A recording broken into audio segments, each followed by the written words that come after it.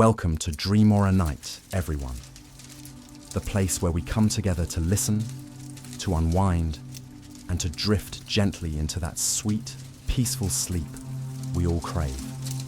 I'm Daniel, your host tonight.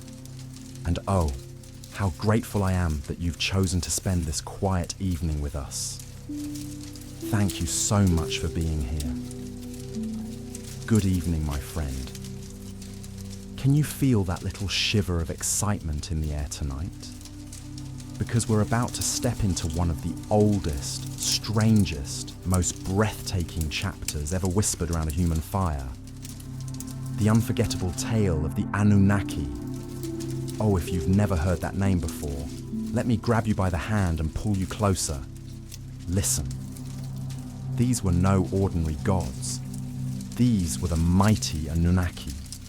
Fur scratched into wet clay with a reed stylus in ancient Mesopotamia more than 4,000 years ago. And the second those wedge-shaped marks dried, something electric happened. The story began to live forever. Picture it with me, will you?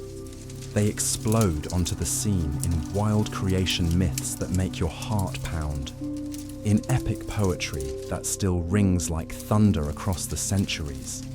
In proud royal inscriptions carved by king, can you believe it?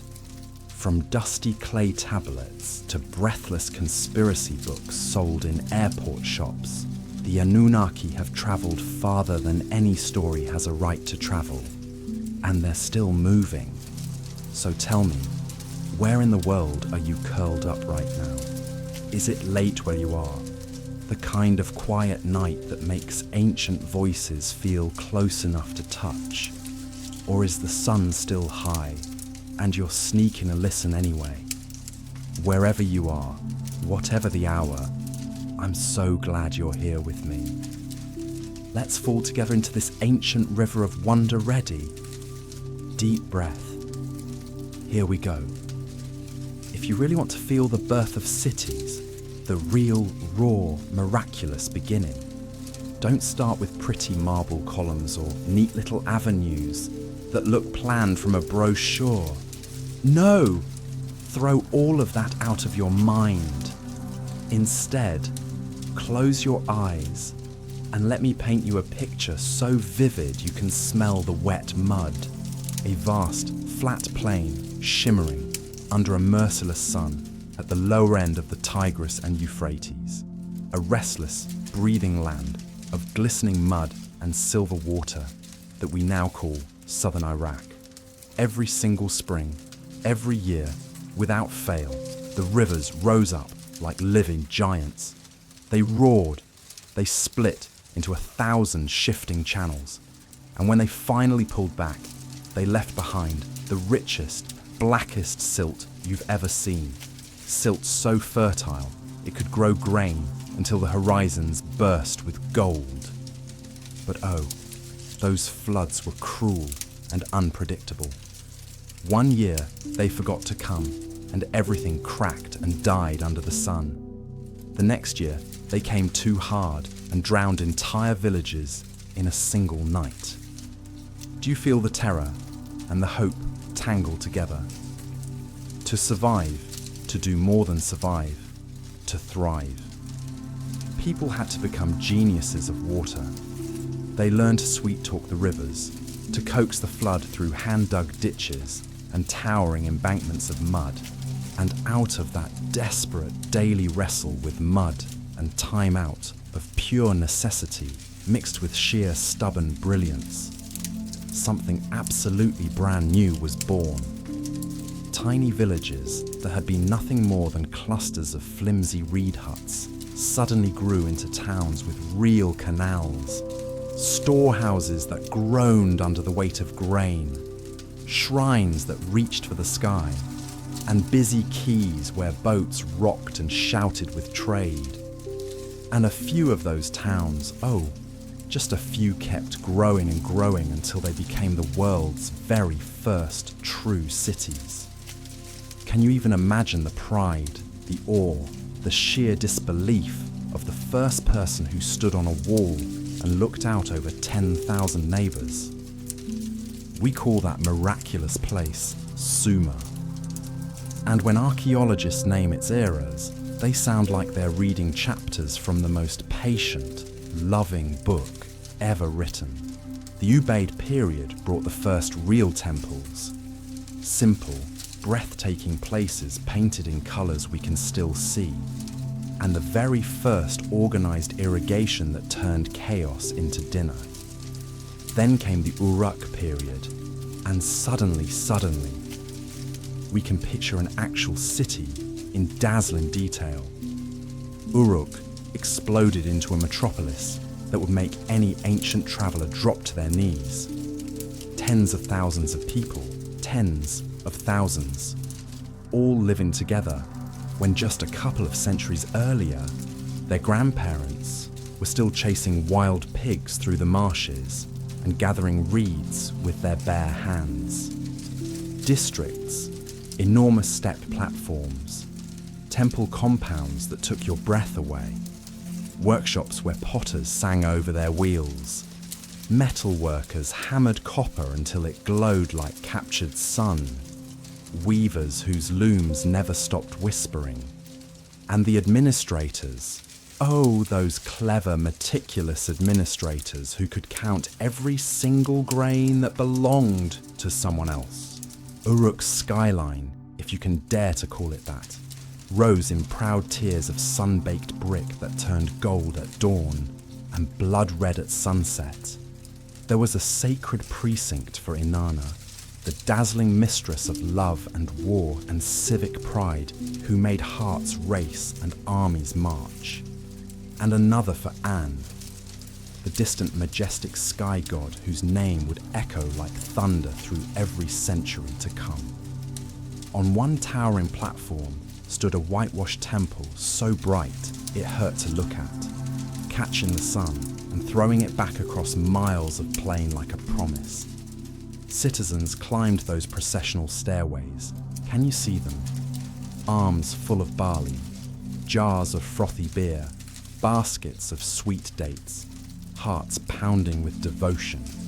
Priests tended sacred fires that never went out and pressed fresh signs into wet clay, while the city roared around them like a living thing.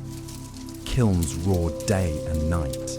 Millstones rasped their ancient song. Goats bleated in narrow lanes, cooled by the shade of date palms heavy with fruit. The whole place sounded like 1,000 small industries all shouting at once, and it was glorious. Down at the quays, barges groaned upriver, loaded with timber and stone. The flat land could never grow on its own. And right there on those busy docks is where writing first began to look like writing. For generations, people had kept track with little clay tokens cones, spheres, all those funny shapes tucked into pouches. But in Uruk, everything changed. Officials took sharpened reeds and pressed the very first real signs into soft tablets. At first, it was just rations, deliveries, boring everyday stuff. Then boom, names, places, actions burst onto the clay. Those wedge marks we now call cuneiform started as a humble ledger and, in just a few centuries, exploded into literature, lore, and the most haunting myths you've ever heard. Scribes went from counting sheep to writing hymns that could break your heart and royal deeds that made kings sound like gods themselves. And one ordinary day, nobody even noticed at the time, someone drew the very first map on clay, and a quiet little miracle slipped into the world. The Sumerians built their entire lives around the city. Temple owned the fields, the canals, the herds, the workshops, rationed out beer to workers with a generous hand, and kept the keys to granaries so huge they looked like mountains of grain. To move water and organise labour, they needed hierarchy real, functioning titles that made the world turn. An Ensi was the city governor, the steward who spoke for the god himself. Lugal, literally big man, was the king who stood tall in war and treaty. Not a god himself, but the one mortal allowed to speak to the gods on behalf of every trembling soul in the city. Councils met in sun-drenched courtyards and decided everything. How many men to send dredging the canal, how many baskets of barley to the temple brewery, when to repair the quay before the date harvest rushed in. When you read those tablets today, you can almost hear the heartbeat of civic life, urgent, practical, alive. Other cities rose along the rivers like bright jewels. Nippur, the spiritual hub where the greatest gods gathered and kings came trembling to beg for approval. Eridu, far to the south on the old Gulf shore, proud of a sacred lineage the Sumerians swore was the oldest in the world. Ur, near the river mouth, destined to raise a ziggurat so magnificent travellers, 2,000 years later, would still gasp. Lagash, fierce and just, where a ruler named Urukagina fought with blazing civic passion to protect widows and smash corruption. Kish, standing proud at the northern approaches, with all the swagger of a gatekeeper who knows he holds the keys. Sumer had almost no trees, almost no stone, no copper in the ground. But oh, how they wanted them. So they traded brilliantly, boldly, endlessly. Boats slipped down canals, out into the great river, and sailed the Gulf to Dilmun, probably ancient Bahrain, where they bartered for copper from Magan, most likely Oman, and brought it home in gleaming ingots. They hungered for lapis lazuli, that deep heavenly blue that had to travel all the way from Afghanistan through endless hands, and cedar logs from the distant mountains of Lebanon and the Taurus. In exchange, they sent wool textiles so fine they felt like dreams, foods preserved with cunning, crafted goods that made foreign eyes widen. A potter in Uruk could spin clay into bowls so perfect they paid for copper tools that dug the canals that watered the fields that fed the potter and his children. It was the world's first compounding economy, a miracle of human cooperation that still makes the heart race. Agriculture was everything, the generous but treacherous soil that could feed the world or break it. Too little water, and the earth baked into a crust, hard as iron. Too much, and poor drainage left deadly salt that murdered the barley overnight. The Sumerians learned, oh, how brilliantly they learned to rotate crops, flush fields clean, cut new channels when the old ones choked with silt. They measured work time in the sexagesimal system, base 60, the gift that still gives us 60 minutes in an hour and 360 degrees in a perfect circle. Tablet after tablet, they listed professions, plants, every type of canal, every grade of beer, every kind of reed for mats and ropes. Because they understood, deep in their bones, that survival depends on knowing exactly how to name what you need. And religion wasn't some side dish religion soaked every second of life, until the air itself felt sacred. Each city crowned its own patron deity at the center of its soul. Radiant Inanna for Uruk, clever Enki lord of sweet waters. For Eridu, gentle moon god Nana watching over Ur, mighty Enlil breath of storm and authority ruling from his vast temple at Nippur, where trembling kings came for the token of rule. People didn't visit shrines just because it was tradition.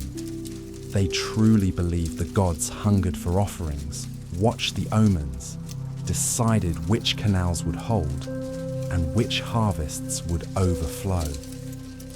Festivals turned entire populations into rivers of song and colour statues, carried through streets, seasons marked with joy and reverence.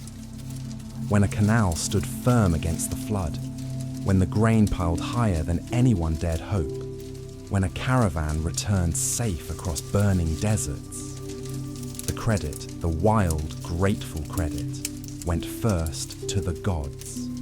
And in those early electric centuries, we begin to see the first outlines of the divine family the Sumerians called the princely seed, the shining offspring of the sky.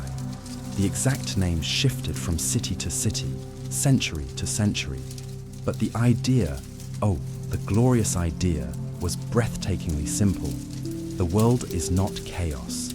It is organized, beautifully organized, under a council of powerful beings who assign every god his role and every human his task.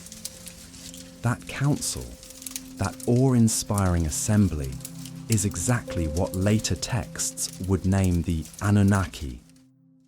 At the beginning, the word was more a glowing label for the highest gods than a fixed list, but what burned bright was the sense of order. Temple administrators dividing fields and water rights down here, while the divine assembly divided realms and destinies up there. And Sumerian art, those exquisite cylinder seals carved so fine you can almost hear the music, captures it all with charming, heartbreaking directness.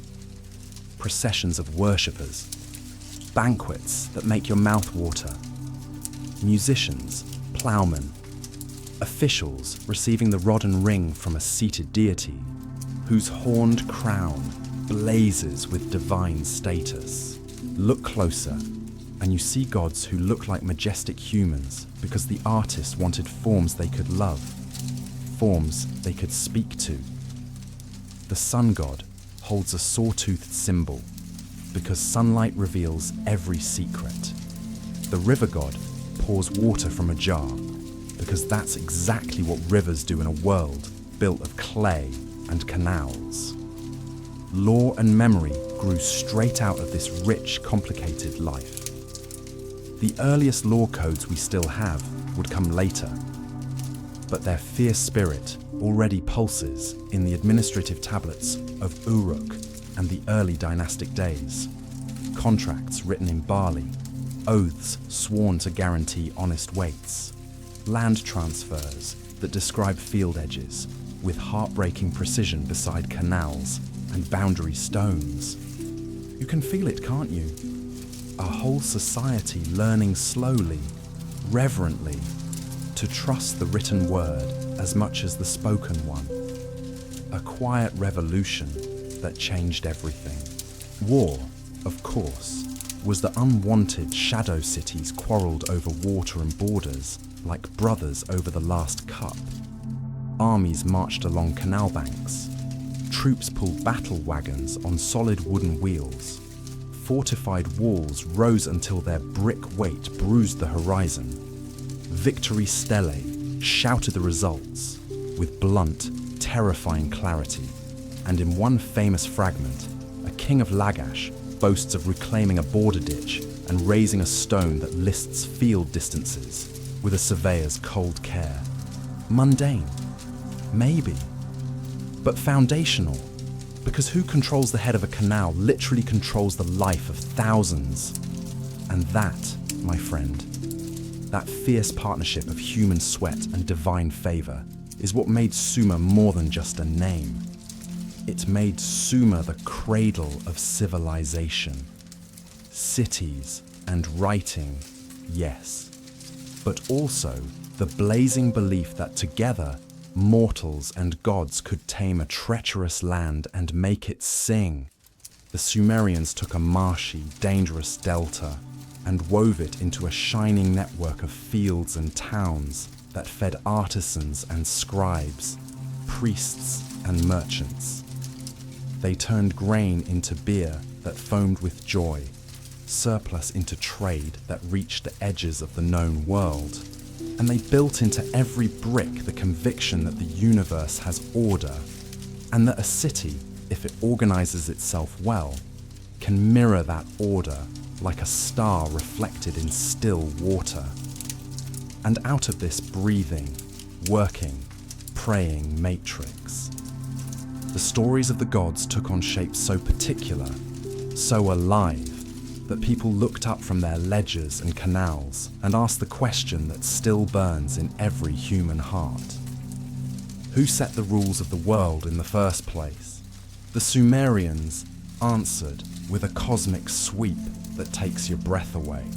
Before the first canal was dug, before the first scribe pressed a reed into wet clay, there was only a single, unbroken mass of sky and earth, An and Ki locked in an embrace so complete that nothing could live. Can you feel the ache of that moment? The whole universe holding its breath, waiting to be parted so life could finally begin. That separation, gentle, deliberate, full of promise, was the first act of cosmic history. From An and Ki sprang a family of gods, a royal household, born from the union of sky and earth. And the Sumerians gave them the most beautiful name imaginable, the Anunnaki, the princely seed, the radiant offspring of An himself. They were not cold, distant spirits. No, they were family, a council that met, argued, laughed, thundered, and finally reached decisions that shaped the pattern of everything. When a king took the throne, when a river suddenly changed course, when a city burst into flower, it was because the Anunnaki had spoken.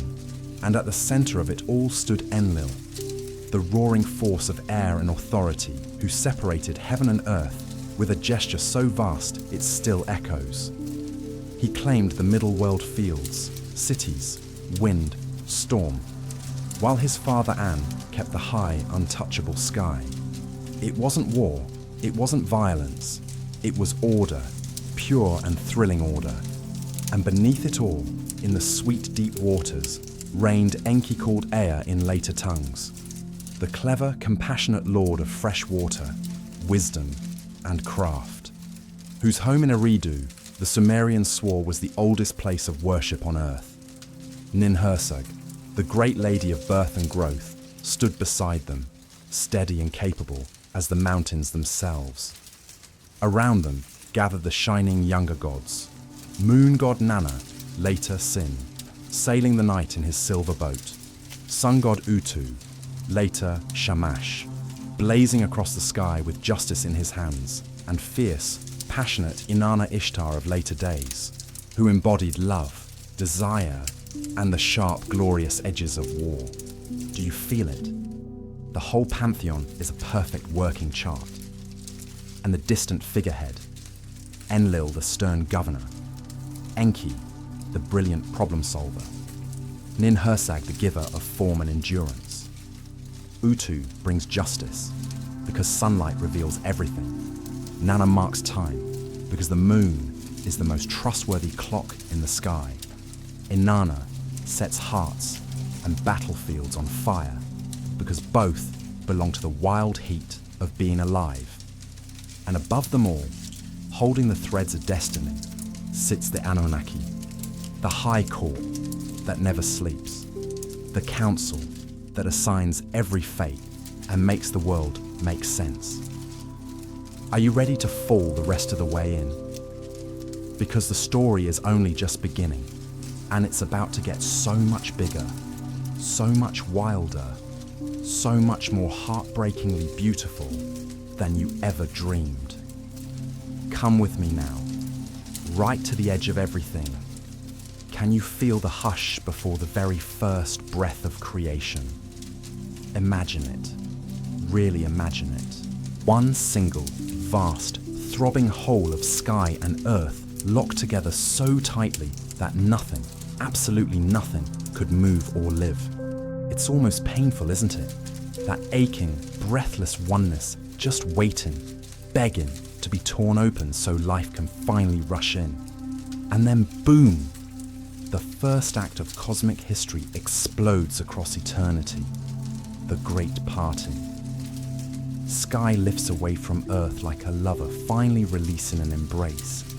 And suddenly there is space, glorious, dizzying space for everything beautiful and terrible to happen. From that shattering, trembling union of the sky and Kai the earth springs an entire royal family of gods. And the Sumerians, with tears in their eyes and wonder in their hearts, named this shining clan the Anunnaki, the princely seed, the radiant offspring of An himself. Not cold, far-off spirits, no way. These were blood and thunder family, a royal household born straight out of the marriage of heaven and earth. And oh, how alive they felt. The Sumerians didn't just see gods, they saw a council, a living, breathing, arguing, laughing, thunderclapping council that gathered in the shimmering air to decide the beat of mortal hearts. They quarrelled. Yes, they quarrelled. They debated. They slammed fists on celestial tables. And then finally, gloriously, they reached decisions that stitched the whole pattern of the world together. When a new king climbed a throne with shaking knees, when a lazy river suddenly carved a brand new path and saved a village, when a city burst into flower while its neighbor withered, it wasn't luck, it wasn't chance, it was the Anunnaki speaking. And right there, blazing at the center of it all, stood Enlil, the roaring, unstoppable force of air and authority himself. Sumerian poems still sing it with awe. Enlil reached out and separated heaven from earth the way you or I might part curtains at dawn. He claimed the rich, messy middle world. Fields, cities, wind, storm, everything that moves and breathes. While his ancient father, An, kept the untouchable, star-drenched sky. And this wasn't some bloody war like you see in later myths. No, this was pure, heart-stopping order, the moment the universe learned how to stand up straight and proud. From that instant, the world had layers, glorious, shimmering layers.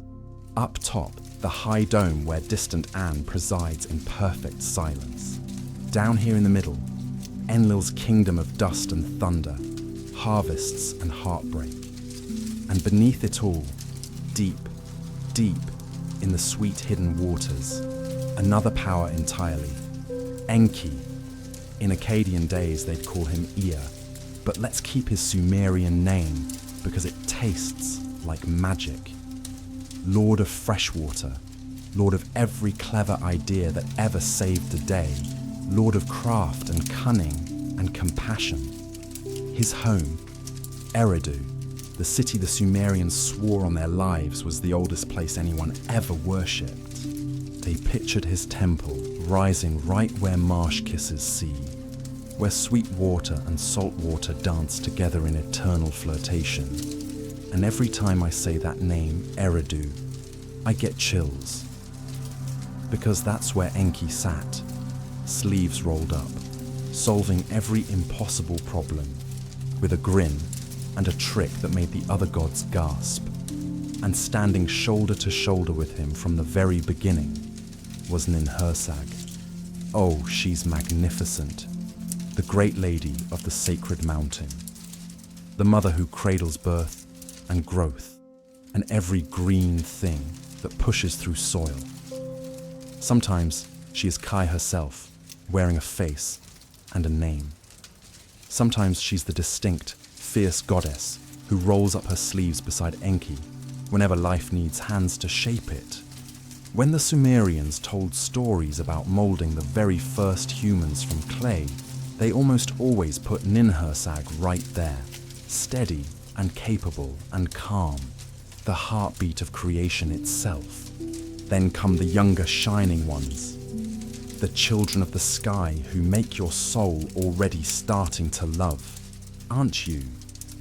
Nana, later called Sin, the gentle moon god sailing across the night in his crescent boat of silver light, his great temple towering over while priests counted months by the slow, trustworthy rhythm of his face.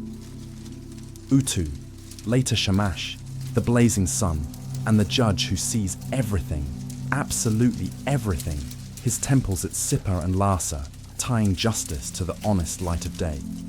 And Inanna, later, Ishtar, oh my heart, the wildfire goddess of love and war and passion and fury, whose temple district in Uruk rang with music and wealth and the clash of desire. Every single one of these deities belongs to the high family, and every single one carries a piece of daily life made huge and sacred. Look closer. Can you see the breathtaking design? The whole divine family is a perfect map of nature and a perfect blueprint for government all at once. Anne sits above as the Frey, the quiet figurehead who almost never stirs. Enlil thunders in the middle world with decree and storm. Enki whispers inventions and mercy, always finding the clever third way when everything looks doomed. Ninhursag pours endurance and shape into everything that grows. The younger gods, they're the specialists. Utu brings justice because sunlight drags every secret into the open. Nanna keeps time because the moon is the one clock you can believe with your own eyes. Inanna sets hearts racing and armies marching because love and violence both burn with the same fierce heat. This isn't just a list of names, friends. This is a living, working chart of how the universe runs. And the word Anunnaki? It never locked itself into one tidy roster. One poem might name 7 as the most senior. Another swells the assembly until the heavens feel crowded with glory. But the fire that never changes is this. These are the great gods, the supreme court of existence that assigns destinies with a word. When a tablet says, the Anunnaki sat, it means the powers of creation leaned in close, voices rising and falling, until a decision rang out like a bell across eternity. The Sumerians placed that council right in the heart of Nippur, Enlil's holy city, where trembling kings climbed the steps to beg for the nod that made them real. A ruler only became a ruler when the cosmic bureaucracy stamped yes in fire across the sky. And the art, oh, the art backs it up with goosebumps, that horned crown blazing with divinity, the rod and ring placed gently into mortal hands, measured authority, never too much, never too little. Cylinder seals, tiny masterpieces you can roll across wet clay, show the seated god handing power to a human who approaches with palms open and eyes lowered in reverence. And suddenly, you understand the grammar of the entire cosmos. Order, rank, delegation, duty perfectly matched to season and need. And the poems, the hymns, they sing of the me, those glowing divine ordinances, the very building blocks of civilization itself.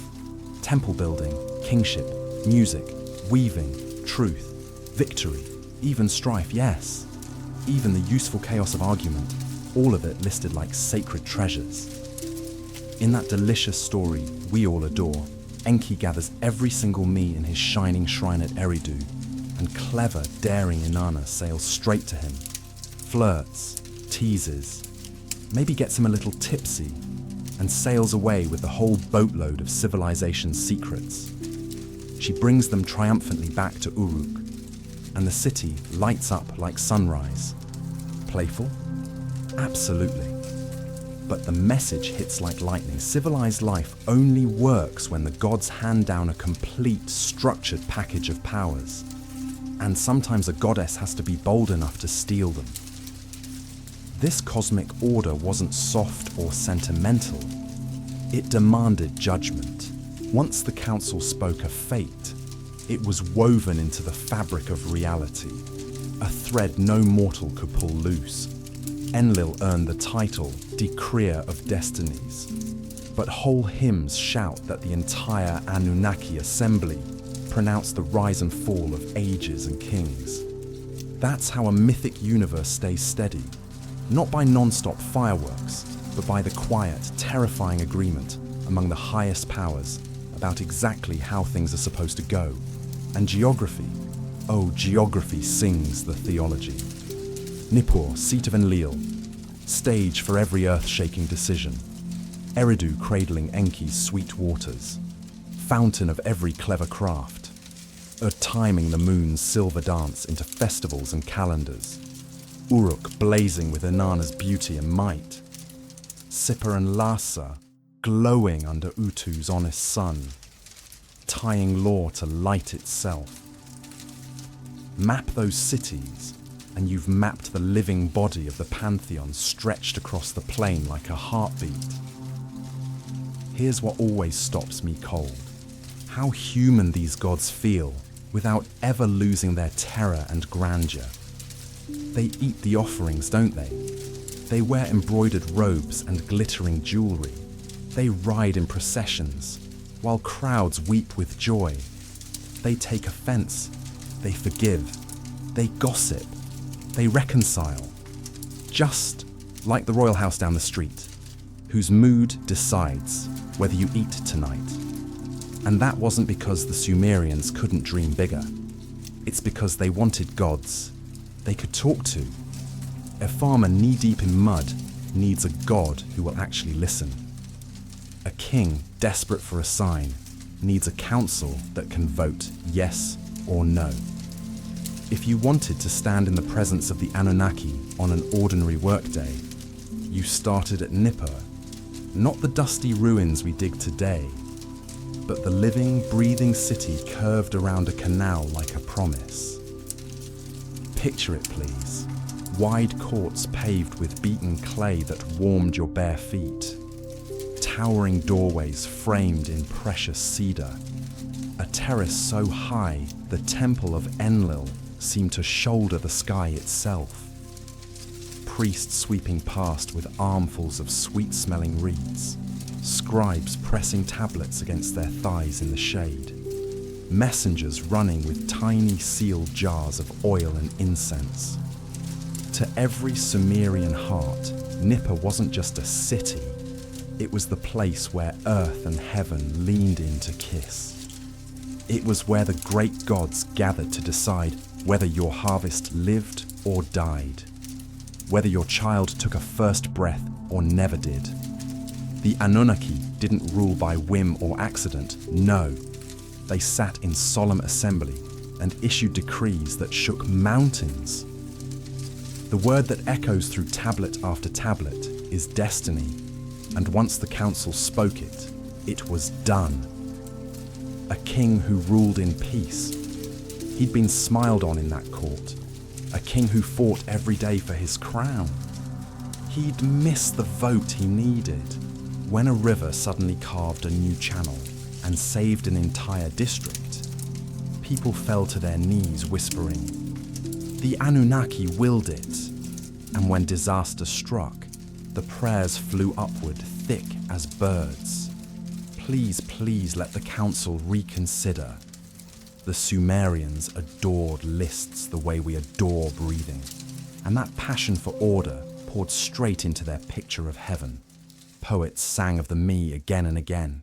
Those sacred building blocks, music, weaving, brickmaking, fair judgment, kingship, everything that keeps a city from falling apart. The Anunnaki guarded these powers like dragons on treasure. They could give them, take them away, or hand them from one proud city to another. And in that gorgeous myth we call Enki and the world order, Enki himself strides across the land like the ultimate project manager, assigning every river, every marsh, every craft its own guardian deity, until the whole world hums in perfect tune. Grain gets its keeper, cattle theirs, mountains and sea coasts theirs, because the Sumerians knew in their bones that only a tidy cosmos is a cosmos you can actually live in. When a new ruler stepped forward, he didn't just grab the throne and dare anyone to stop him. Oh no. He travelled to Nippur, heart hammering, to beg recognition. The ritual words still ring. Enlil fixed the king's fate, which really meant the priests looked him in the eye and said yes. Processions, oaths, fire and incense and crowds roaring. And those tiny cylinder seals show it all in one perfect image. A god, horned crown blazing, handing the rod and ring, measured, limited, legitimate power to a mortal who can barely breathe for gratitude. The Anunnaki were right there, present as the air itself. Artists carved them with horned crowns that scream divinity, long beards flowing like rivers, robes stitched with patterns that hurt to look at. Some images catch that terrifying radiance scholars call melam, the glow that made hair stand on end and knees buckle. Yet these same gods could sit down to a banquet, listen to advice, even frown at bad table manners. That wild mix of terror and approachability made every ritual feel electric. A farmer could pour beer on a little roadside shrine and really know, that the great ones were listening even while they argued over the fate. People didn't worship some abstract Anunnaki Incorporated. There was no single temple with one giant statue and a combined staff. Devotion poured out to individuals. Enlil thundering from Nippur, Inanna dazzling Uruk, Enki dreaming in Eridu, Nana Silva over Ur, Utu blazing from Sipar, and Lhasa. But the collective name still carried thunder. When scribes wrote oaths, they sometimes called the entire Anunnaki to witness a treaty or a boundary, because breaking that oath didn't just anger one god, you insulted the whole senior board of the universe. And out of that certainty grew the art of divination was born. Desperate, brilliant, beautiful. If the council up there was writing the script of every life, then humans down here needed a way to peek at the next page. Priests poured oil on water and watched the shapes twist like secrets. They read the stars until the night sky felt like an open mail from heaven.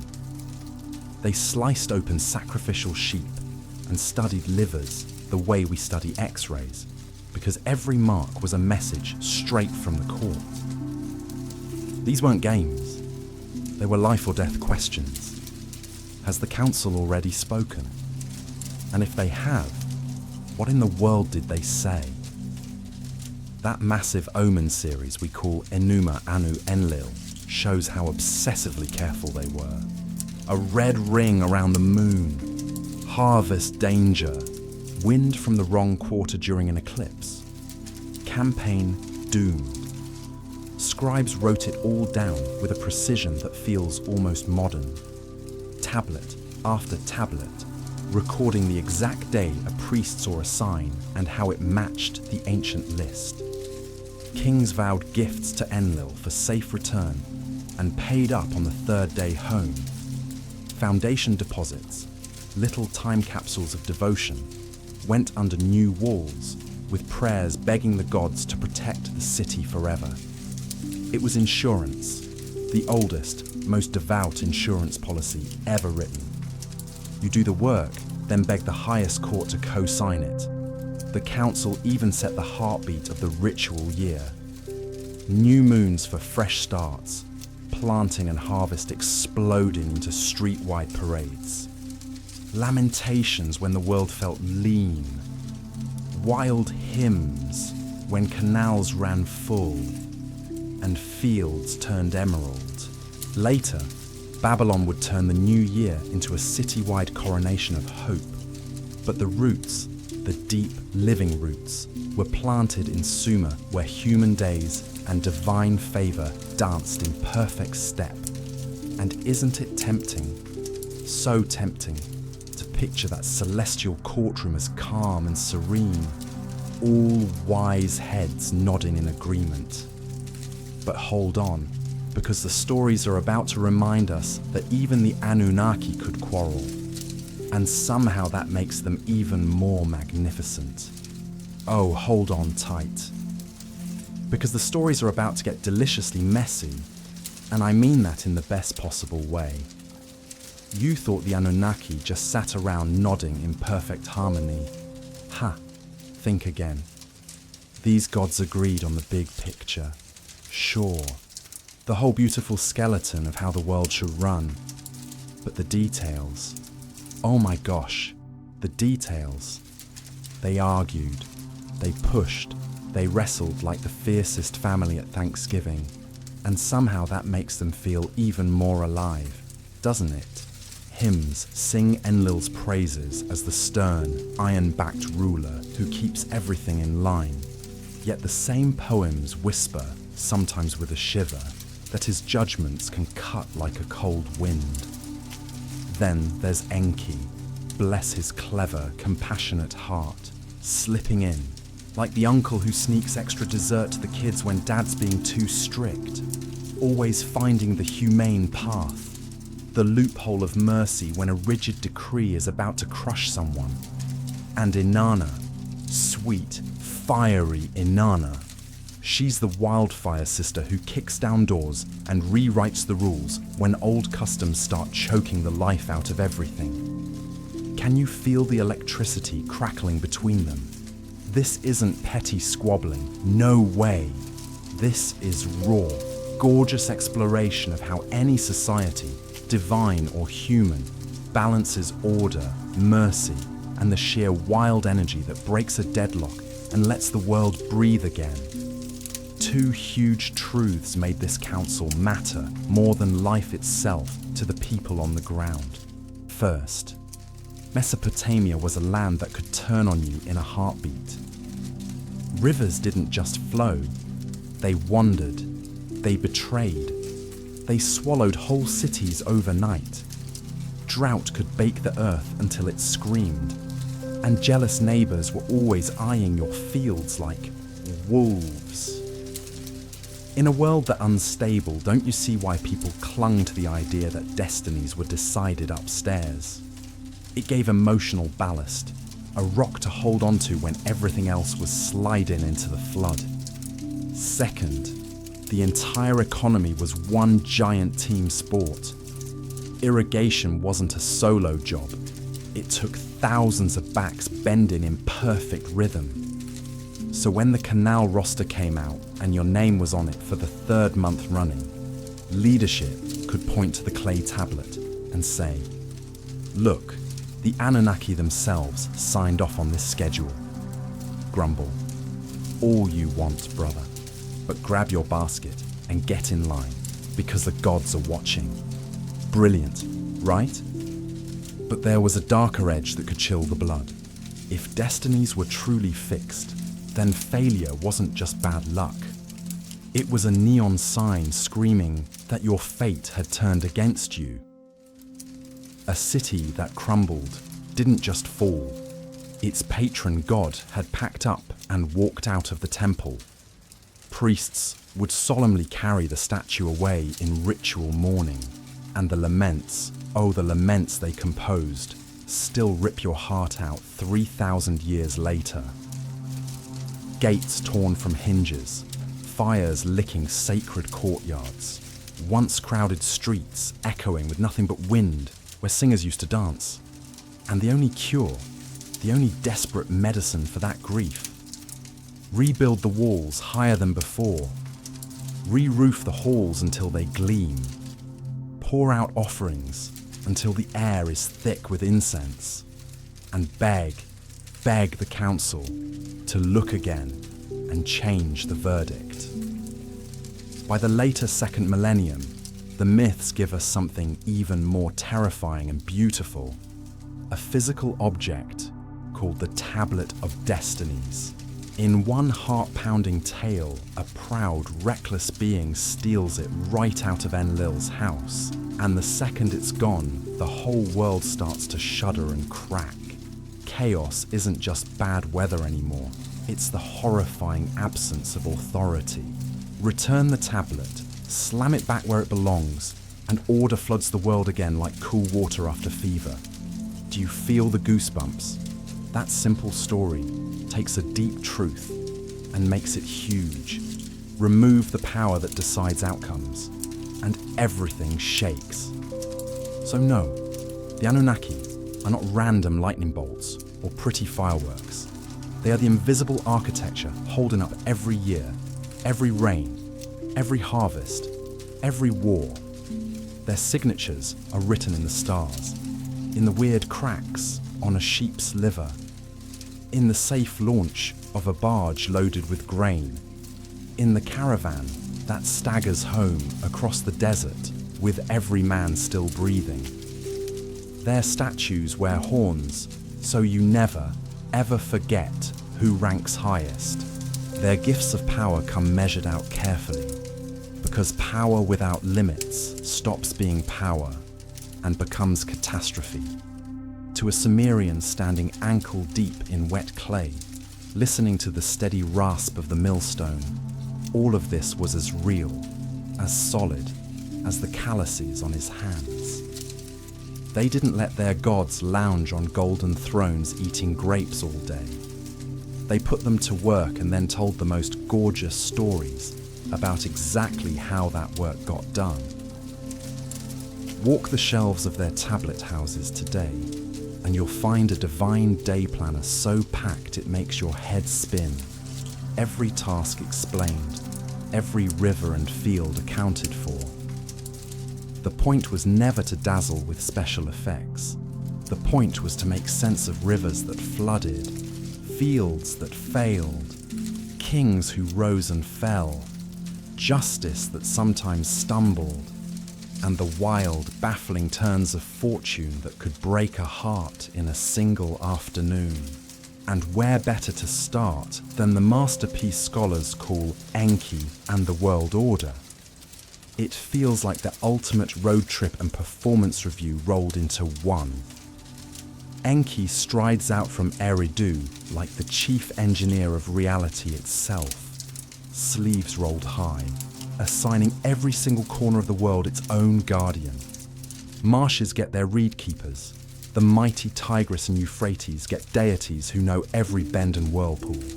Grain gets its protector, cattle theirs, carpenters, metal workers, weavers. Every craft gets its patron. Mountains, handled. Seacoasts, covered. It's so perfectly Sumerian it hurts, treating the entire cosmos like one giant irrigation project that just needs the right foreman in the right places. If you grew up praying the canal gauge stayed steady, this story would wrap around your heart like a warm blanket. Then there's the tale of the me, those glowing sacred ordinances, the divine cheat codes that make civilization actually work. Music, writing, kingship, truth, every skilled trade, even the messy stuff like rivalry and conflict, all bundled into one dazzling package. And who steals the whole boatload? Inanna, of course. She sails straight to Enki's house, sweet talks, or maybe outdrinks, the god of wisdom, loads every single me into her boat and races home to Uruk, while hungover sea monsters chase her and fail spectacularly. The city explodes into new arts, new institutions, new life, because one bold goddess refused to wait for permission. Thunder and lightning? Nope.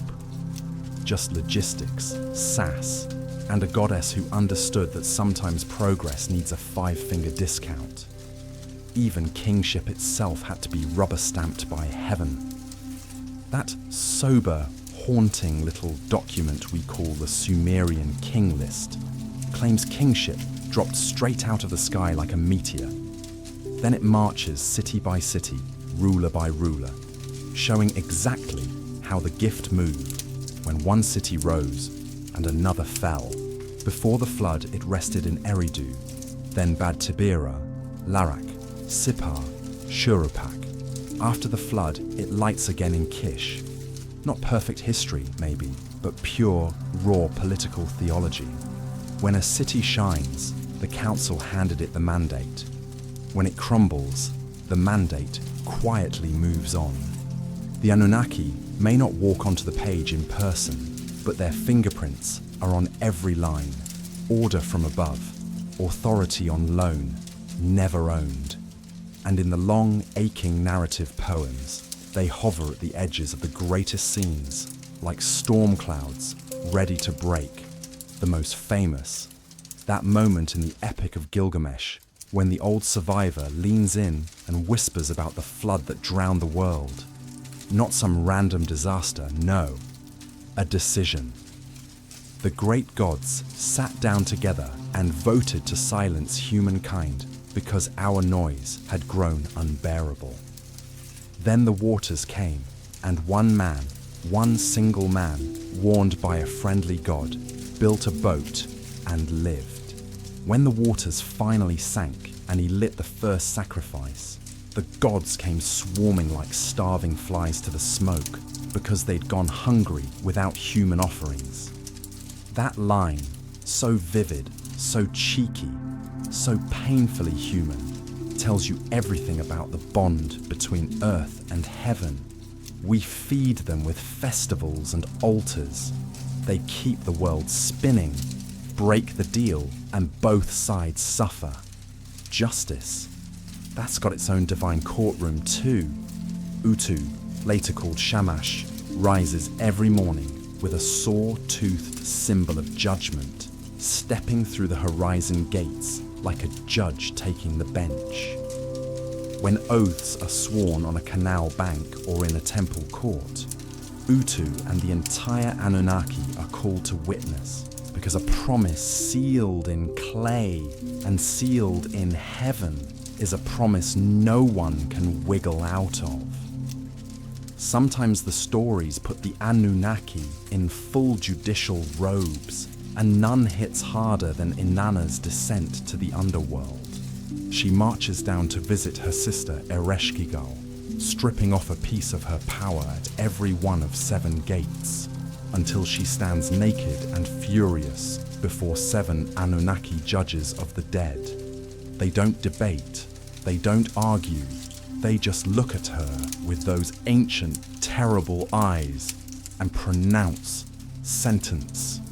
She's struck dead and hung on a hook like meat. Only a desperate, brilliant rescue by the other gods drags her back to life. The message is ice cold and blazing hot at the same time. Rules below are as iron as rules above, and the same ancient powers who decree life also decree death. Temple building, that's divine project management. Gudea of Lagash left us inscriptions that still glow with pride. Every measurement, every brick, every rite, approved step by step in a dream straight from the gods. He begs the great gods to move in and live there. And when you read those lines next to the little foundation deposits buried under other cities, you see the pattern. Every ruler who ever raised a wall did it because heaven asked.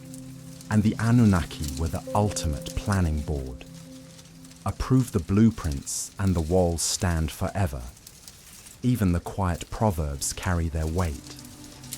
The instructions of Shurupak, a father leaning close to his son. Don't move the boundary stone. Don't neglect the canal bank. Don't mistreat a soldier's wife. Trust a reliable boatman. No thunder, no lightning. Just calm, ancient advice wrapped in the authority of kings who once heard the gods whisper. Boundaries matter because the gods despise disorder. Canal banks matter because one breach can drown 1,000 dreams.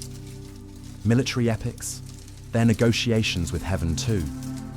Enmerkar and the Lord of Aratta, 2 long, gorgeous poems where the ruler of Uruk demands stone and metal from a distant mountain king. He boasts, he sends riddles, he casts spells, and every time the tide turns, It's because Inanna leaned on the council and the gods tipped the balance, sometimes just by giving the gift of language itself. One version even whispers that once the whole world spoke one tongue until the god of wisdom shook it all apart. The message rings clear. A city only wins when its patron can sweet-talk the Anunnaki into opening their hands. Catalogues of offerings read like love letters in numbers. Barley, beer, bread, dates, oxen, sheep, birds, fish, perfumes, huge specific quantities poured out because an orderly world demands we keep our side of the bargain. Want the Anunnaki to keep decreeing harvests and victories and safe journeys home. Then keep their kitchens full and their musicians paid. Trouble comes. Don't point fingers, just add more offerings. Sing the laments until your throat aches and beg the court to reconsider. And the divination manuals. They're almost scientific in their brutal honesty. Clay models of sheep livers covered in tiny labels. Every zone, every mark mapped to an outcome observed again and again.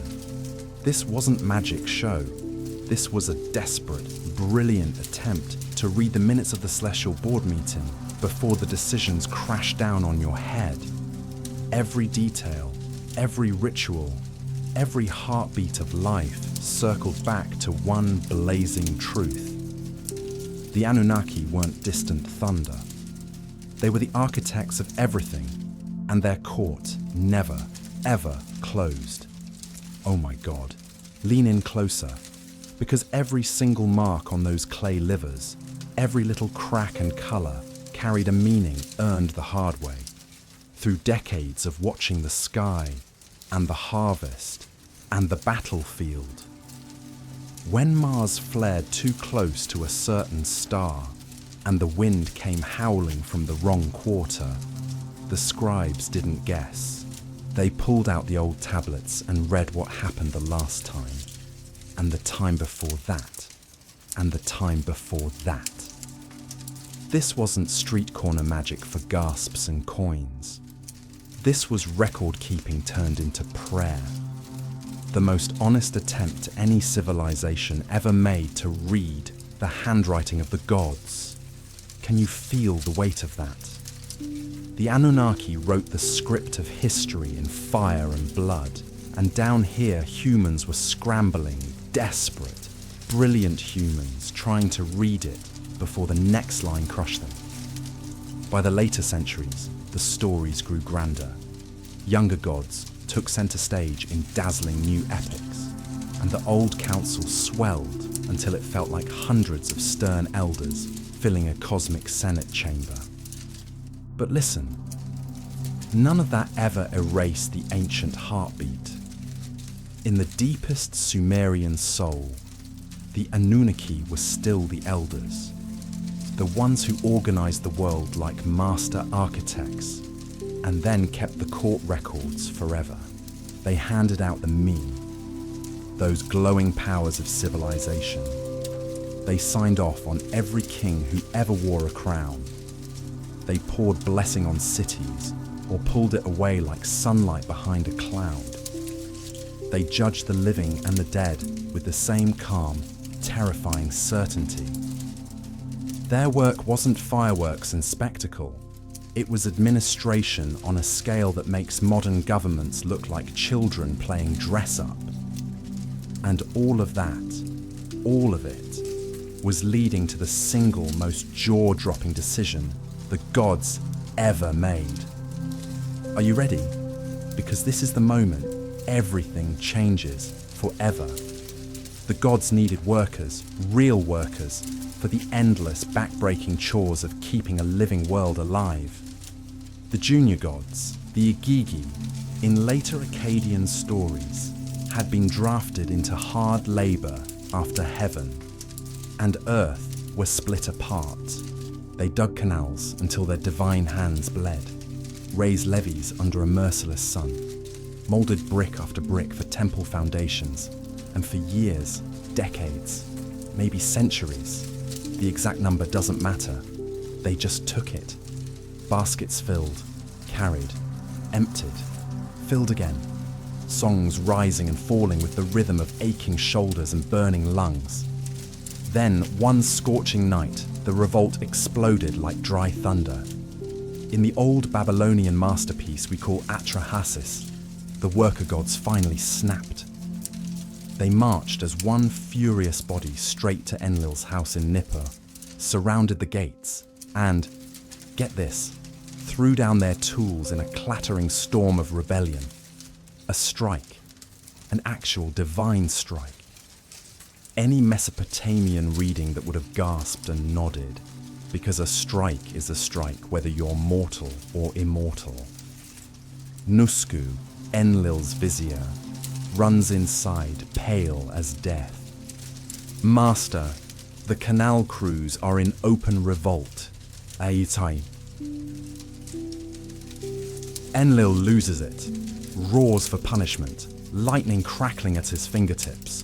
But then, oh then, the senior gods pause, because even gods have to think about consequences when you break your own workforce.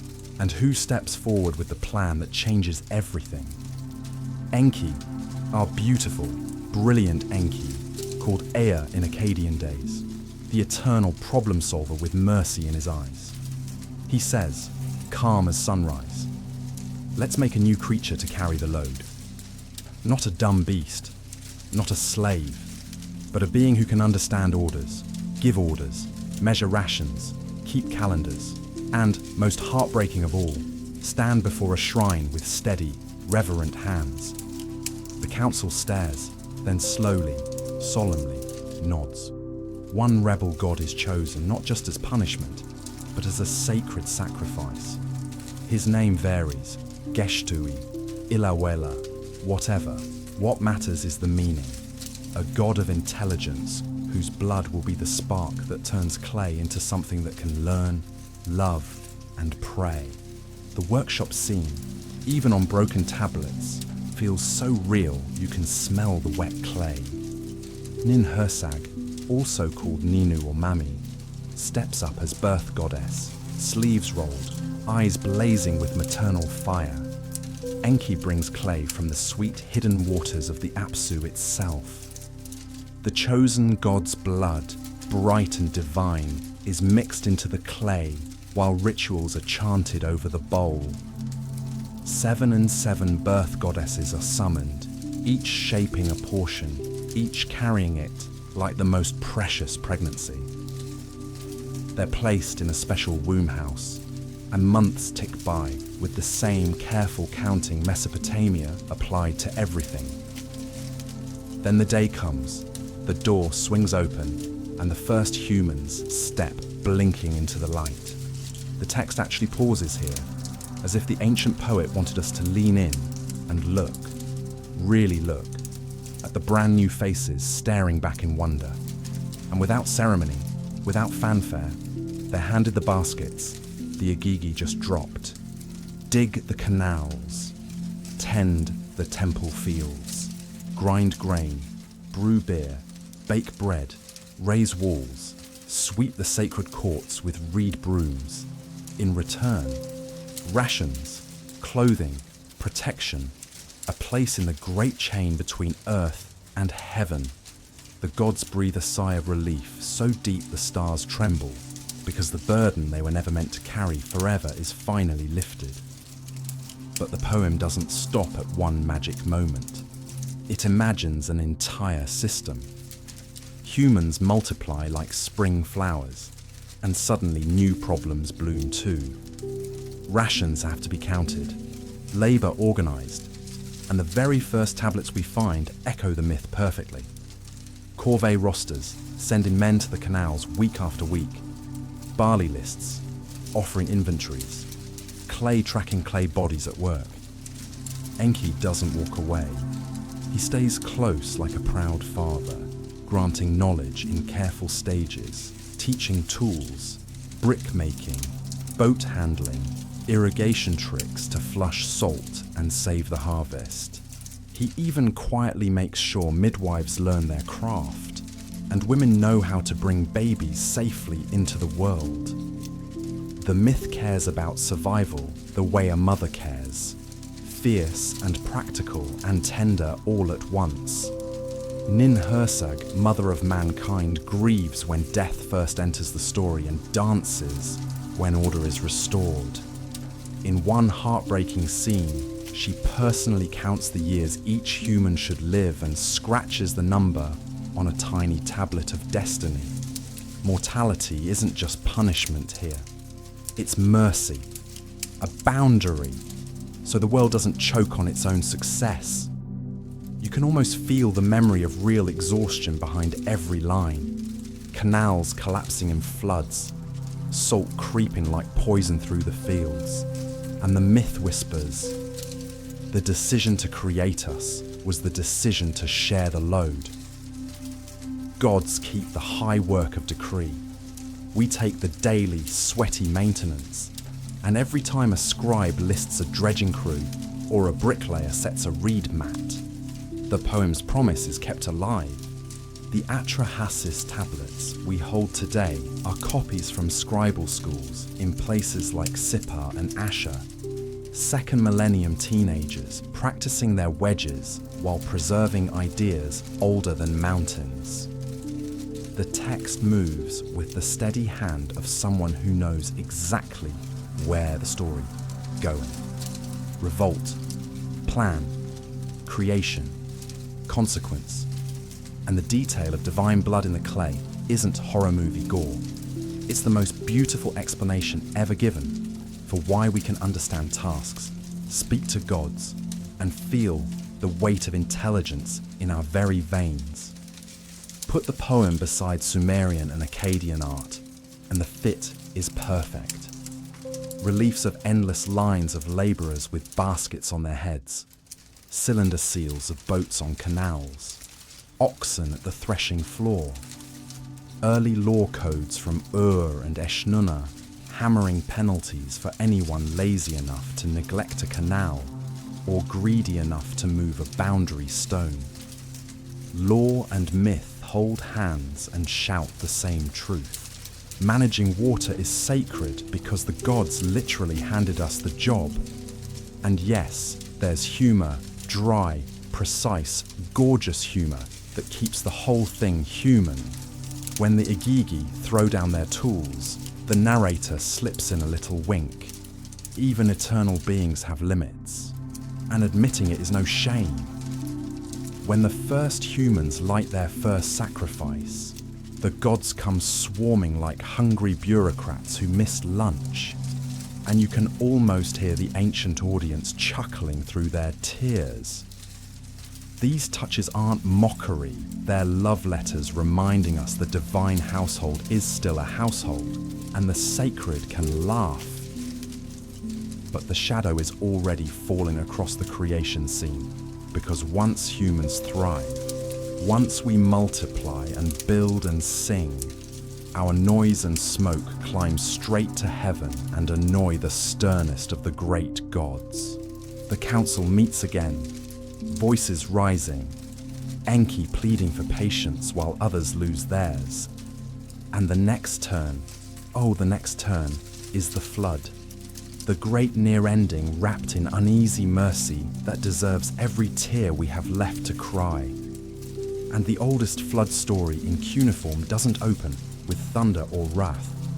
It opens with a complaint any parent has muttered at 2 a.m. It's too noisy. Humans had multiplied until our clamour rose like the endless buzz of summer insects. Enlil, lover of order and quiet, slammed his fist. This world has become unmanageable. The council tried everything short of annihilation first. Plague, famine, drought. Each one feeling eerily like a city council panicking over overpopulation. Every time Enki, soft-hearted genius that he is, slips survival tips to his favourite creatures, make offerings to the plague god, switch to fish and wild grains, dig deeper wells. Each time human ingenuity plus divine mercy blunted the blow. Finally, Enlil roared for the nuclear option. a flood to wash the earth clean. The council swore a terrifying oath of silence, no warnings allowed. But Enki, oh Enki, found the loophole that saved us all. He went to the reed house of a wise man in Shurupak, Atrahasis in the Babylonian version, Ziusudra in the older Sumerian one, Utanapishtim in Gilgamesh's epic, and instead of speaking directly, he talked to the wall like it was an oracle. Wall, listen carefully. Tear down your house, build a boat, take the seed of all living things. The wall, of course, had ears, and the man heard every word. And that, my friends, is only the beginning of the most heart-wrenching act of mercy in all of ancient literature. The story is trembling on the edge of the abyss, and I promise you, when we step into the flood together, you'll never be the same again. Listen, oh my heart, listen, because this is the moment everything hangs in the balance and the whole world is holding its breath. The wall, that simple, everyday reed wall of a little house in Shurupak, suddenly has ears. Enki, the god who loves us more than we deserve, leans in close and whispers to the wall like it's the wisest confidant in creation. Wall, wall, hear me. Tear down this house, build a boat, abandon everything but life itself, and take aboard the seed of every living thing. And the man on the other side, trembling, terrified, overjoyed, presses his ear to the reeds and drinks in every syllable of salvation. Can you feel the electricity crackling through that wall? Can you imagine the goosebumps racing over his skin as the God of mercy himself bends the unbreakable oath just enough to save him? The instructions come fast and fierce and so beautifully practical you could follow them today. Tear the house apart, board by board. Use every beam, every bundle of reeds. Build a massive sealed ark of a boat. Smear every single seam with thick, black, miraculous bitumen, because that glorious tar bubbled straight out of the ground near the lower rivers, like the earth was offering its own waterproofing. In Mesopotamia, bitumen was everywhere, oozing up warm and sticky, perfect for caulking boats and setting bricks. And without it, even the strongest hull would leak like a sieve and sink in minutes.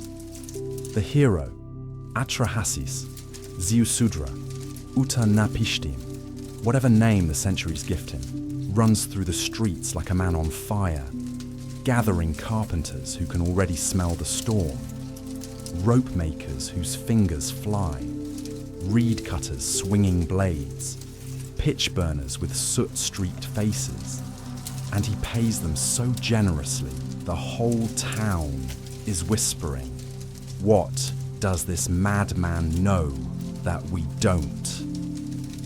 He tells the elders it's all for the favor of the god, and even the doubters step aside because something in his eyes is too wild to argue with. Animals march aboard in 2s and 7s, bleating, roaring, trumpeting, wings beating the air. Craftsmen clutch their tools like lifelines. Family members cling to one another, mothers hugging babies, fathers loading heirlooms that will never be needed again. Silver, gold, seeds of every plant under heaven, every craft, every song, every skill that might be required when the world is born again.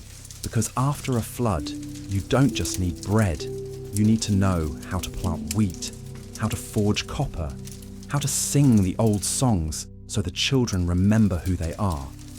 And then, oh God, then the sky turns black as the inside of a tomb. The storm god roars until the heavens themselves split open. Light vanishes like it was never promised.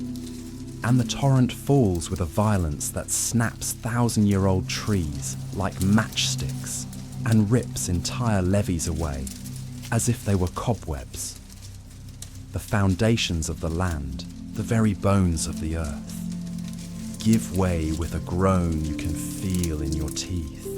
In one version, the nightmare rages 6 days and 7 nights. In another, the count shifts. But who can count when the world is dying? The planet becomes one endless, churning, merciless sea, and people, poor, desperate people, cling to rooftops that spin like rafts before sliding under forever. But inside that sealed box of hope, pitching and rolling like a tiny reed basket on a boiling cauldron, one family and every living creature ride the wrath of heaven itself. And here, right here, comes the moment that always breaks me wide open, the moment that shows exactly how the Mesopotamians saw their gods. While the waters scream and the world drowns, the gods themselves are terrified. The same gods who voted for destruction now cower at the edge of the sky like whipped dogs in the worst thunderstorm you've ever seen. The destroyers become the frightened ones, huddled together, regretting everything. And when the flood finally begins to sink, and the hero cracks open the hatch, sunlight pours in like liquid forgiveness. He peers out, heart hammering so loud the birds can hear it, searching for land that isn't there yet. He sends the dove, it circles and returns, wings dripping, beak empty. He waits, breath ragged. He sends the swallow, it returns. He waits again, hope and terror wrestling in his chest. And then, oh then, the raven flies out, black wings against the new sky, finds a perch on something solid, and never comes back. That single raven is the hallelujah the entire universe has been gasping for. He throws the doors wide, steps onto mud that will one day be dry land again. And in the Sumerian telling, Ziusudra falls to his knees facing the 4 corners of the earth and lights the first sacrifice since the world ended. In the Akkadian versions, Atrahasis and Uta-Narpishtim do exactly the same, stacking precious wood, burning sweet reeds until the air shimmers, pouring out drink offerings until the ground drinks too. The smell of roasting meat rises like the first prayer after silence, and the text, with the most heartbreaking, human, almost cheeky honesty, says, "The gods gathered like flies around the sacrifice." Flies, the mighty Anunnaki, architects of doom, now swarm like starving guests because for 7 endless days there were no offerings, no incense, no smoke curling up to heaven, no dinner on the divine table. And in that one comic, devastating image, you see the raw truth. Even gods get hungry. Even gods feel remorse. Even gods can be brought to their knees by the smell of barbecue. Ishtar, radiant, heartbroken Ishtar, weeps aloud, ashamed of what the council has done. Enlil storms in, sees the smoke, realizes someone survived, and explodes in fury that the unbreakable oath was bent. But Enki stands calm, eyes gentle, voice steady, and speaks the words that save us all. There are other ways to quiet a noisy world than drowning it. He proposes shorter lives, gaps in fertility, careful limits on childbearing, gentle breaks instead of total annihilation. The details shift from tablet to tablet, but the logic is pure, blazing love. Instead of wiping the slate clean in rage, adjust the terms so that Earth can breathe again. And in the Epic of Gilgamesh, Uta-Narpishtim and his wife receive the one gift nobody else will ever get again: life without end, sent far away to the mouth of the rivers where the sun touches the world first. Not a prize for everyone, no, an exception that underlines the new rule. Mortality will be the drumbeat for every human heart from now on. In the older Sumerian telling, Ziusudra gets life like the gods and a home in distant Dilmun. That far, pure shore poets, painted with colours of dawn and innocence. And from that day forward, the flood becomes a line burned into human memory forever. Before the flood, kingship floated through dream cities that now feel like fairy tales. After the flood, it starts again in Kish and marches through places we can dig up and touch. Archaeologists found thick layers of river clay at Shurapak and sudden, violent deposits from the early 3rd millennium. Not a global ocean, never that, but enough to drown every hope of one generation and teach the next what terror really means. In a delta, you learn the hard way that rivers can turn traitor overnight, and when memory needs a name for the absolute worst, it calls it the flood to end all floods. And the story flew farther than any bird.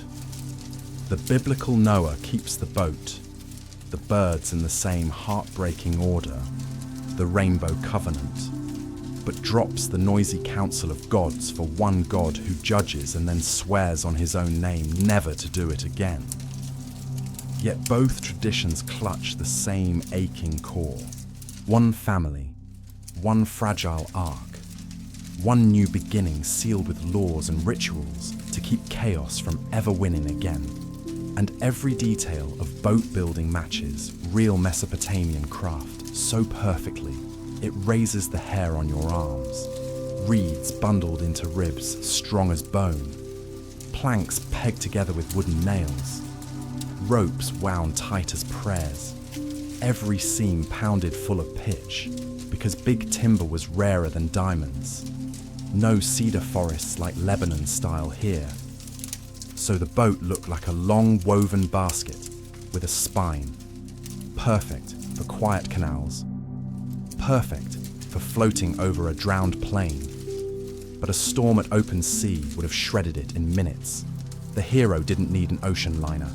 He needed a sealed, floating seed vault for life itself. Religion after the flood feels different, quieter, heavier with memory. Lament becomes almost a second language. Sin and restitution are weighed with new, trembling care. Kings centuries later rebuilding temples would say, voice cracking, that they were restoring order the flood had shaken. Some texts even whisper that certain priestesses must remain childless, a faint, haunting echo of those new limits carved into human flesh. The king list drops from impossible lifespans to reigns you can almost believe, because the myths now set a ceiling on a world that once felt limitless. And suddenly, the creation story you thought you knew sounds completely different, doesn't it?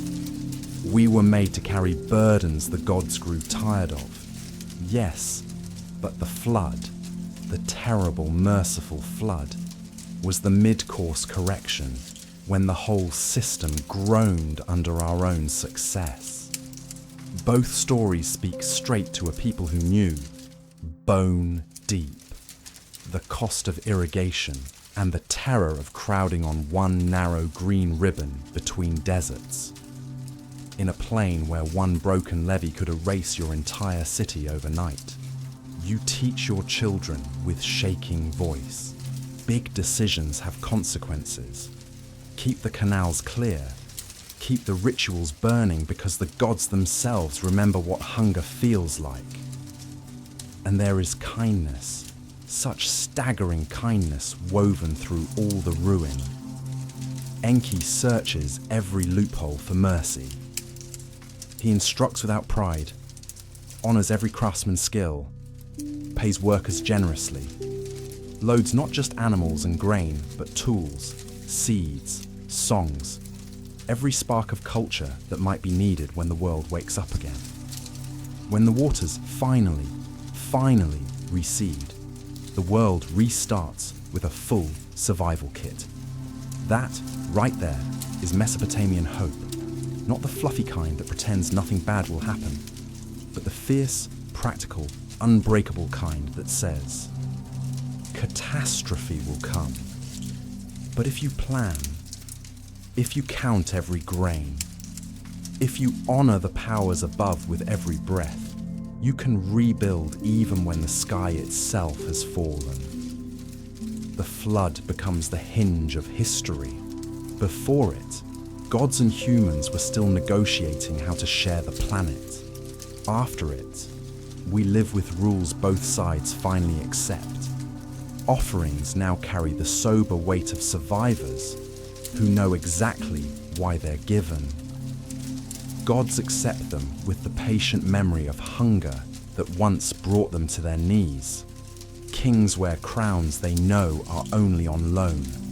Scribes record years as careful ledgers of favor granted and favor withdrawn. The river still rises every spring, wild and beautiful. And the levees hold because thousands of ordinary hands, generation after generation, keep them sound. Civilizations don't turn pages cleanly. They smudge them, scratch them out, write over them in handwriting that feels both familiar and brand new. That's exactly how Sumer slipped into Babylon's embrace. The ancient cities on the lower rivers didn't vanish into legend. Ur still measured moontime with silver precision. Nippur still guarded the burning idea of sacred authority. Eridu still whispered of first things in the hush of dawn. But a new center of gravity rose on the plain, shining, ambitious, impossible to ignore. And with it came a brand new way to tell the story of everything. Babylon started as just one more city among many, traders laughing on its quays, scribes counting measures under date palm shade. But then came the Amorite rulers, who understood law and spectacle the way musicians understand rhythm. Hammurabi, most famous of them all, carved judgments in stone with a patience and brilliance that still makes historians catch their breath. He wove cities into something that felt like a kingdom, a living, breathing empire. And when rulers build states, priests build theologies that fit like custom armor. In Babylon, that meant lifting a local god nobody had paid much attention to and setting him on the throne of the universe. The god was Marduk, a name that had floated around for centuries without much sparkle. But when Babylon rose, Marduk rose higher than the sun. Priests and poets grabbed reeds and clay and wrote a creation epic that still makes the hair on your arm stand up. We call it Enuma Elish, after its opening words that thunder like drums. When on high. It begins with Apsu, the sweet water below, and Tiamat, the salt water above. Raw, swirling, primal mingling, from which the very first gods stumbled, blinking, into existence. Younger gods make noise, of course they do, they're young. Apsu grows exhausted and plots to silence them forever. But from that terrifying contest, a champion strides forward to end chaos once and for all. In the old Sumerian house that Job belonged to Enlil or Ninurta, but in this confident, cinematic Babylonian retelling, Marduk steps into the spotlight, chest out, eyes blazing. He receives the shining emblem of authority, tests his weapons until the heavens shake, and faces Tiamat, the primal sea herself, who has birthed an army of monsters and crowned Kingu their general. The duel ends with victory as certain as sunrise itself. Marduk splits Tiamat like a fisherman gutting a fish, lifts half her body to form the dome of the sky, stretches the other half into the deep. He fixes planets and stars so mortals can finally read time, orders the calendar, organizes winds, appoints stations for sun and moon, decides there will be a nether sea and a shining circle of lands above where cities can rise and stand. And one single decision in the poem tells you everything about how Babylon saw us. The older gods complain, shoulders aching from endless work. And Marduk answers with an update on the old Sumerian idea. He takes Kingu, leader of the rebels, slays him, and from his blood fashions humankind. We, you and I, every beating heart listening tonight, were created to carry the labor that wearies divine shoulders. We maintain temples, canal banks, city walls. We sing, count, brew, carve, lift, sweat, and dream. In return, we receive law and care, a contract as old as the first canal and as fresh as the new throne gleaming in Babylon. Once the world is ordered and humans set to our tasks, the poem reaches its blazing climax. The Great Assembly, the Anunnaki themselves, rise as one and crown Marduk king of the gods. They give him 50 thunderous names, each one claiming a power once scattered among the older gods. The one who establishes decrees, the one who renews, the one who brings life, the one who conquers the sea, the one who gives pasture, the one who restores cities after ruin. He is not distant Skyfather An, not ancient Stormlord Enlil.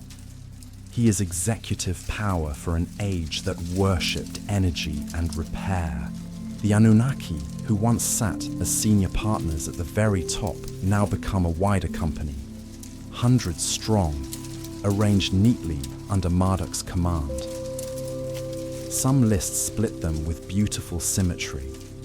300 of heaven, 300 of earth. Numbers so tidy, they would make any Babylonian accountant smile through tears of pride. And this wasn't just pretty words on clay. This was liturgy. This was pageantry. This was the heartbeat of an empire. Every spring, when fields turned emerald and the river settled into its banks, Babylon threw the Akitu festival that stopped the world. Statues of gods carried through streets packed with singing crowds. Priests chanted Enuma Elish until the air itself vibrated. The king entered the Asagala, that impossible layered temple complex, and in one heart-stopping ritual, the high priest stripped away every symbol of power and struck the king's cheek until tears flowed. Because only a humbled king could be recrowned by the god himself. If the king wept, the omen was good, the year blessed. Then he received his scepter again and led the procession to the Akitu house beyond the walls, and the entire city breathed out in relief because the year could begin in perfect order. Babylon never did anything small. They built Eteme Nanki. The tower later ages whispered was Babel, foundation of heaven and earth, bricks rising until it felt like you could almost touch the stars. Generation after generation rebuilt it after every flood and war, because that tower screamed to the universe. This city is aligned with everything that matters. The effect on visitors must have been soul-shattering. Walking those courts, hearing the epic thunder, while the king of a growing empire stood before Marduk's statue, feeling history tilt on its axis right in front of your eyes. And none of this erased the older gods. It simply reorganized them like pieces on a game board. Enki became Ea, still the thoughtful counselor, still patron of every clever craft. Inanna blazed on as Ishtar, brilliant, dangerous, irresistible. Utu walked the sky as Shamash, lighting the world and judging every hidden deed. Nana gave silver nights as Sin. Nergal and Ereshkigal kept their thrones below. The word Anunnaki still meant the Great Assembly, but the center of gravity had shifted south to Babylon, and every decision now flowed through its divine court. Politics outside the temple echoed the myth perfectly. Hammurabi's laws carved in perfect columns beneath the relief of the king receiving rod and ring from Shamash, announced to every judge and merchant, justice has a source and a style.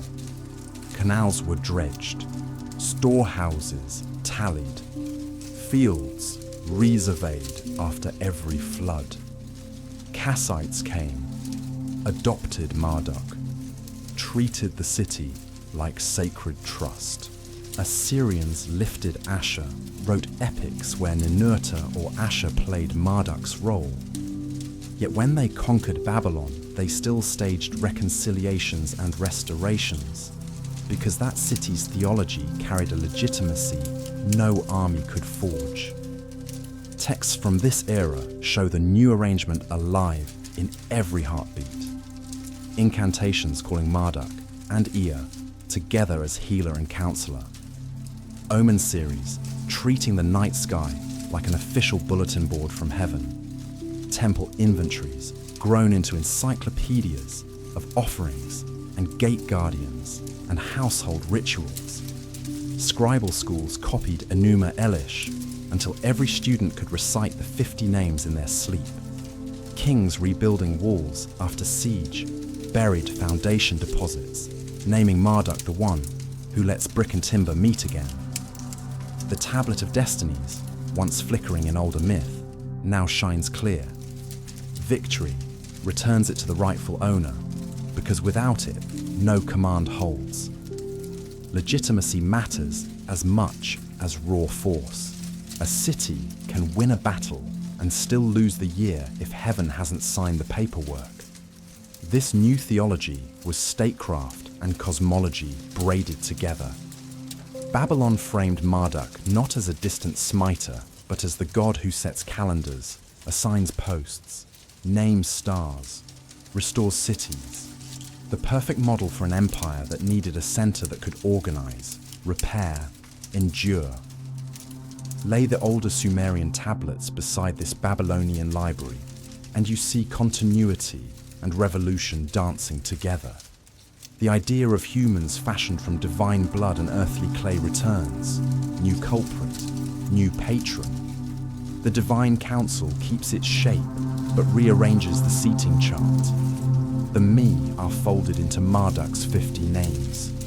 Festivals, once scattered across many centers, now converge on one city. One ritual march that carries the whole year on its shoulders. The map is redrawn, yet every landmark still stands. In daily life, merchants and farmers walked gates named for gods known across the Near East, counted days by a calendar that matched epic and sky, took disputes to judges who sat beneath reliefs of Shamash, and swore oaths calling Anunnaki and Marduk both to witness. No wonder later ages remembered Babylon as the very idea of city, the place where power and learning kissed under starlight. The rise of Marduk didn't just glorify one patron, it handed every generation after a new script for telling their own story of change. And this was not only literature, it was liturgy and pageantry that made the heavens and earth feel like one beating heart. Oh, come with me now, right into the beating heart of Babylon, when spring finally broke the winter's back and the fields turned that impossible emerald green. Can you smell it already?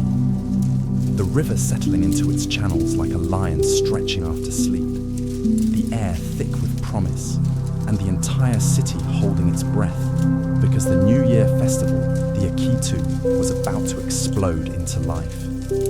Statues of the gods, golden, lapiside, towering, were lifted from their temples and carried through streets so packed you couldn't see the cobblestones for flowers and cheering faces.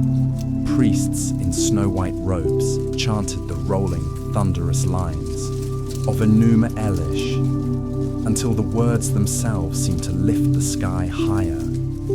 Halls heavy with cedar incense and flickering lamp smoke so thick you could taste eternity on your tongue.